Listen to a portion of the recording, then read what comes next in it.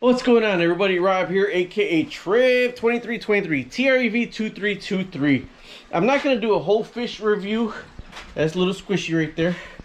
He's in a 125. I'm actually thinking about trying to take him to a rescue, but I don't know if he'll make it to the rescue. See, he thinks he's going to get fed right now. This is about swim bladder.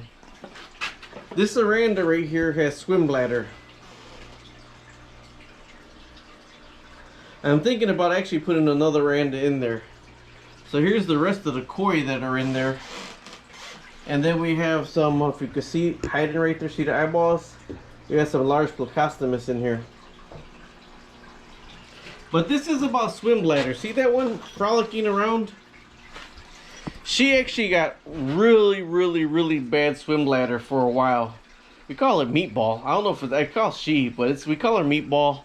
Mr. Cantiana gave it to me with a 70-gallon tank, and I put her in here with the rest of the koi. That one's trying to get some really good nice color on the top back. See, I never had that black across the top back. It's getting in there. But with the swim bladder, she always swam crazy because she's really round. All those swim really crazy because they're really round. Okay? But she's had swim bladder for about 3 months now. 3 months now, and it got really bad for a point that she was just sitting upside down at the top of the tank. Just upside down at the top of the tank. They say give them peas. Peas are really like kind of the only thing because it makes them poop.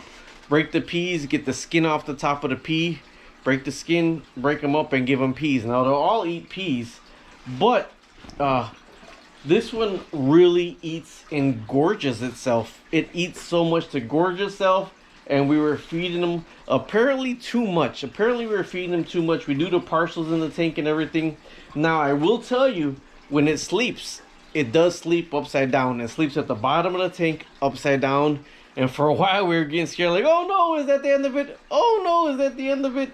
And then you hear that other people are like, well, it's inhumane to leave them alive like that. Like right now, it went to rest. She went to rest, and she's upside down.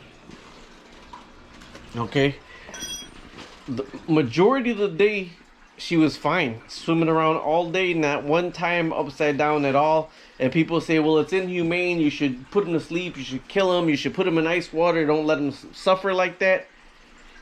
She's been fine swimming around for 3 months, and we lessened the feeding some. That we did. We lessened the feeding some because they gorge herself. They really do gorge herself. So we lessened the feeding some. And that fish has been swimming around now for 3 months, frolicking, playing with the other fish, swimming with the other fish. And when she gets tired, she goes to the side and she rests. Now, sometimes she's rest right side up. Right now, she just went to go rest upside down. So we did lessen the feeding. Believe it or not, we didn't do any peas. We did a partial on the tank, like almost all the way down as far as we could before they started freaking out. And then we stopped feeding them. We didn't feed them for 2 days. And then we just lessened the feeding. And she's been fine. It's been going on 3 months now. And she's been sleeping upside down. But it was to the point where her swim bladder had her just at the top right here. She wasn't even moving. Then after she takes her rest, she's right back at it.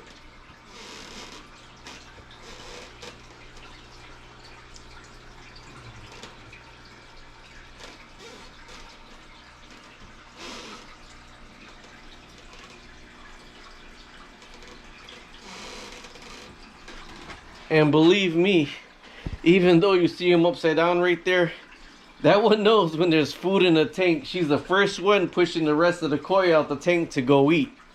So do I believe there's an equilibrium problem or a swim bladder? Yes, I do. Do I think I'm being inhumane? No, I don't. It's just like if your dog gets sick or your cat gets sick, they know when it's time. They know when it's time. This one right here swims and frolics and plays with all the other fish there is. It was upside down at the top, and we really did not think it was gonna last. And here we are 3 months later, lessened the feeding, did the partials like we were supposed to, and she is just in there frolicking with the rest of the fish. So with swim bladder, we didn't even do the peas. You're supposed to break the peas and this, that, and the other. We didn't have no peas. We just did the partial.